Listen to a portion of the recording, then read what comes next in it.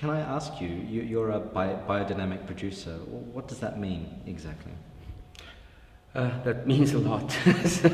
I didn't really think about everything before we changed to biodynamic, but that's, I would say, a different world to conventional farming, because you create so much different thinkings and ideas to do your farming, and that's the absolutely great thing. So it seems that everything can be done in the biodynamic world, of course. So no chemicals, no fertilizers, especially except of course natural fertilizers like compost. Okay.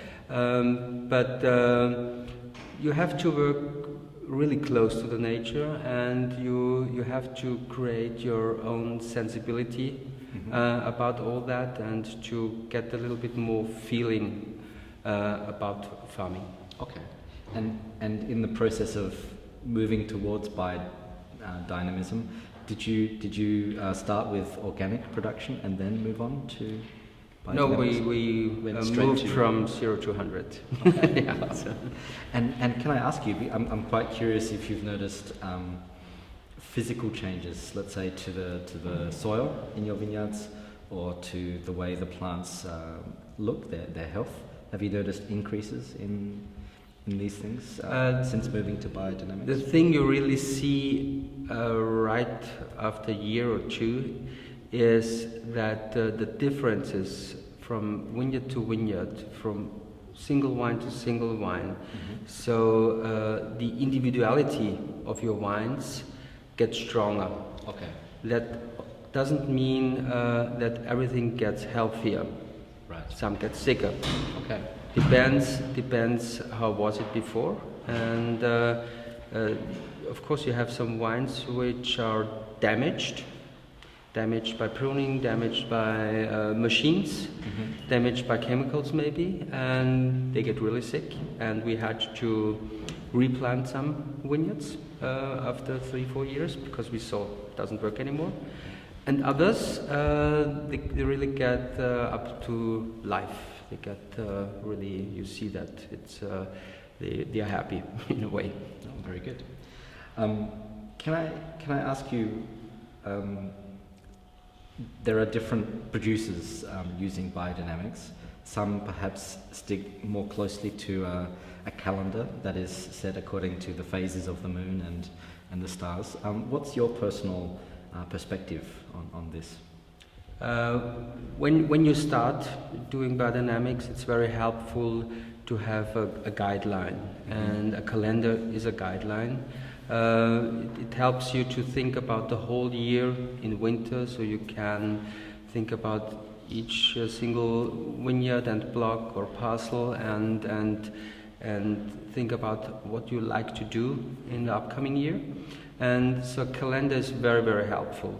But a year is not always like the calendar is saying you. So you have the weather influence, of course, and you have a different bud break, you have a different growing season, and all that. So I think calendar is helpful and important, but weather and the vegetation is more important. So we try to look more to the vegetation, how your wines are growing, and then do our work.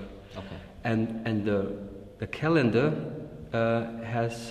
is carried by the preparates itself. I see. Because these are things you have to do strict with a calendar. And so the rhythm of the nature are in the preparates, but the work in the field is guided by weather and vegetation. I see. And you speak of these preparations 500 and 501? There's some more, yeah. Yeah, yeah. But I guess the two most well-known preparations are the horn silicate and the horn manure. Is it? Yeah. Okay. And how does that actually help? Like, what is the effect of applying these preparations into your vineyard? So beside there are also the compost preparates, which are 6 different, which helps to clean the compost in a way. But these two you mentioned, these two which you spray directly on your field, on the soil, the whole manure, the 500, and the 501 you spray in the leaves, and they always have to be together, so you can't separate. You have to use both, and what really biodynamic people say, and people who have a much longer experience as I do, they say they are thinking. So that means that they are helping you to find a balance in growth. Okay. So, for example, when you have less growing and you spray them, the 500, which you spray on the soil, helps to push. And the 501, which you spray in the leaves, helps to pull. I see. And this is also working in a different way when you have too much. It tries to balance the growth. And